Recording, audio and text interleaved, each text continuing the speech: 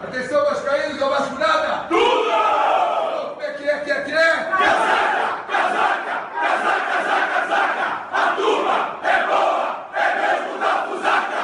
Vasco, Vasco, Vasco!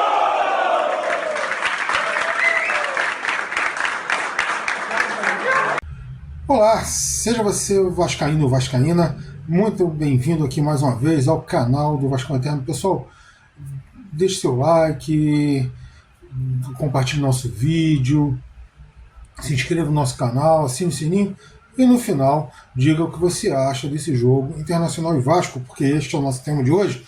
Vamos falar sobre Internacional e Vasco, que jogam daqui a pouco no Estádio Beira-Rio, que está sendo reaberto após a catástrofe que aconteceu aí há coisa de um mês e pouco no Rio Grande do Sul, que atingiu muito a região de Porto Alegre toda, que deixou o próprio estádio do Inter debaixo da água. Pois é, pessoal. O Vasco vai a Porto Alegre enfrentar o Internacional num jogo muito difícil. O time do Internacional não é nenhum timaço, mas também não é um timeco.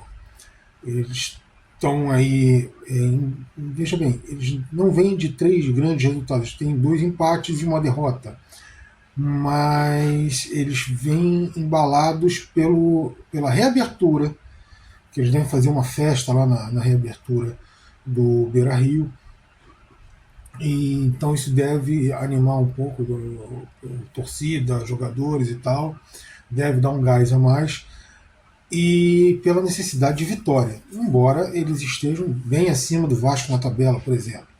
De qualquer forma, não é também um time ruim, apesar desses 3 resultados aí não tão bons. O Inter não tem um time ruim, é um time enjoado e bastante chato, principalmente do meio campo para frente. Tem atacantes rápidos e que podem incomodar a defesa vascaína. O bom é que a defesa, bom em termos, né? O bom é que a defesa vascaína vai estar um pouco mais rápida, porque quem jogarão são Léo pela esquerda e o Rojas pela direita, ali no miolo da defesa.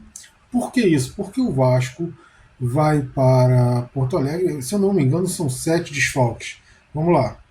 João Vitor e o Maicon, 2. O lado esquerdo, todo fora. Piton, David, os 2 por cartões. Payet, Estrela.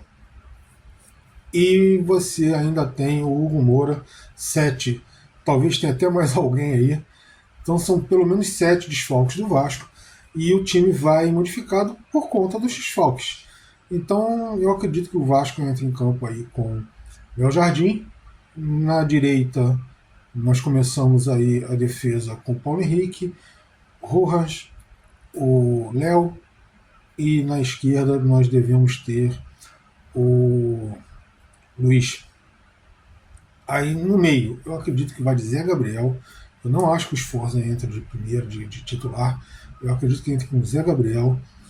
Aí o resto do meio vai ser o Matheus Carvalho e o JP, que vem desempenhando bastante bem. O JP, para esta função que ele deve entrar, não é a mais adequada para ele. Ele desempenha melhor como segundo volante.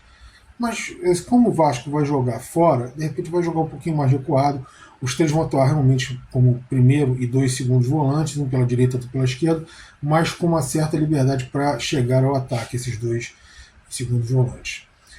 No ataque, nós devemos ter ali o Adson pela direita, Veguete, e aí a minha única dúvida é na esquerda.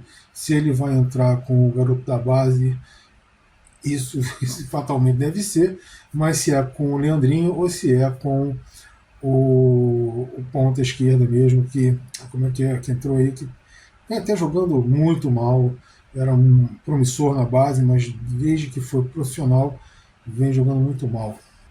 Pois é, estamos falando aí do Eric Marcos, que sobe da base, e o Leandrinho também tem nessa faixa aí de 20 anos, os 2, e os 2 que disputam a ponta esquerda do Vasco. Eu, pessoalmente, como é um jogo fora, o Eric Marcos vem desempenhando muito mal, tanto ano passado quanto esse ano, eu entraria com o Leandrinho, eu reforçaria a marcação. Um ponto em Porto Alegre seria importante o Vasco trazer, e como a gente já tem visto aí, quando você reforça a marcação e tem velocidade, o Leandrinho é um jogador de muita velocidade, nada impede que você belisque os 3 pontos também. Então é isso aí. O Vasco vai ter dificuldades porque nós estamos mais ou menos com a conta do chá. Nós não temos muita coisa para colocar, para substituir durante a partida. E quando eu falo muita coisa para colocar, é muita coisa que agrade, que seja realmente que possa fazer alguma diferença. Nós já estamos jogando com metade do time reserva, pelo menos. Né? Então eu acredito que o Vasco vai ter muita dificuldade no jogo, mas se o Vasco mostrar dedicação, mostrar o interesse, a vontade que mostrou nos últimos jogos, pode sair com talvez até com os 3 pontos do Beira-Rio.